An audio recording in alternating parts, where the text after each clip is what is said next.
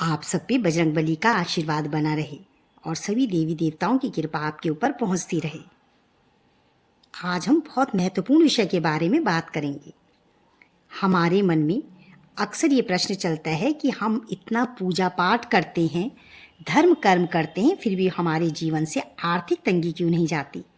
हर वक्त हमारे घर में कोई ना कोई शारीरिक समस्या रहती है, पूजा का फल हमें मिलता ही नहीं है। आखिर हमसे ऐसी कौन सी गलती हो गई है? तो ध्यान से सुनिए। कुछ ऐसी बातें हैं जो शायद हम भूल से कर नहीं पाते, और या शायद हमें उनका ज्ञान ही नहीं है, क्योंकि पूजा के लिए कुछ ऐसा समय निश्चित है जो समय भगवान तक हमारी प्रार्थना को पहुंचाने में बहुत सहायक सिद्ध होता है, जिसे हम ब्रह्म मुहूर्त कहते हैं। तो चलिए, आज मैं आपको कुछ महत्वपूर्ण जानकारियां देना चाहती हूँ।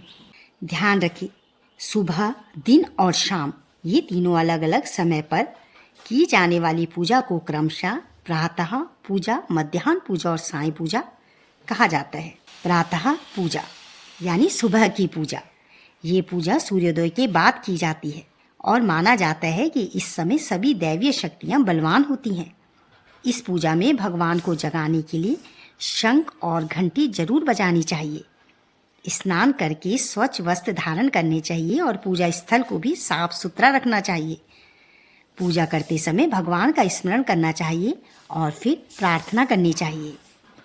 दिन की पूजा एक पूजा होती है जो हम दोपहर में करते हैं। ये पूजा दोपहर के समय की जाती है। इस पूजा में आप अपने दिन के कार्यों के लिए भगवान से प्रार्थना कर सकते हैं। एक पूजा होती है सायंकाल की पूजा। ये पूजा सूर्यास्त के बाद और रात का अंधेरा होने से पहले करनी चाहिए।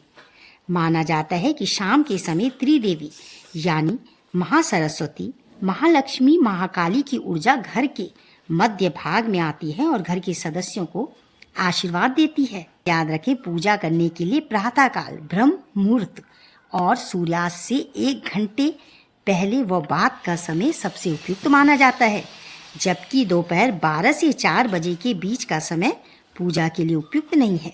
काल, ब्रह्म मुहूर्त और सूर्यास्त से 1 घंटे पहले व बाद का समय सबसे उपयुक्त माना जाता है, जबकि दोपहर 12 से 4 बजे के बीच का समय पूजा के लिए उपयुक्त नहीं है। प्रातःकाल 4:30 से 5 बजे के बीच का समय पूजा के लिए सबसे उत्तम है।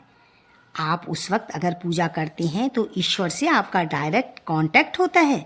ईश्वर आपकी बात को तुरंत सुनते हैं, क्योंकि सभी दैवीय शक्ति ब्रह्म मुहूर्त में जागृत अवस्था में रहती हैं और बजरंगबली तो स्वयं ब्रह्म मुहूर्त में जगे हुए होते हैं। कलयुग में वैसे भी बजरंगबली साक्षात सशरीर उपस्थित हैं। इसीलिए शास्त्रों के मुताबिक पूजा के लिए सबसे उत्तम समय है प्रातःकाल। इसलिए आप इस बात का ध्यान रखें कि आपका पूजा का समय कहीं कोई गलत तो नहीं। इसीलिए शायद आपकी पूजा सीधे ईश्वर तक नहीं पहुंच रही और आपको पूजा पाठ का वो फल नहीं मिल रहा जो आप पाना चाहते हैं। शाम की आरती के बाद भी पूजा पाठ नहीं करनी चाहिए, क्योंकि हिंदू मान्यताओं के अनुसार इस समय देवी देवता सो जाते हैं। इसलिए इस समय की गई पूजा का भी कोई फल प्राप्त नहीं होता।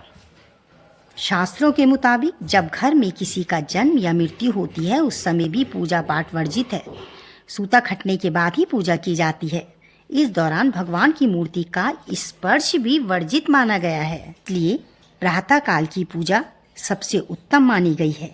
दोपहर की पूजा से शास्त्रों में कई लोग दोपहर के समय पूजा करने से मना करते हैं, क्योंकि इस समय की गई पूजा का फल शुभ नहीं होता।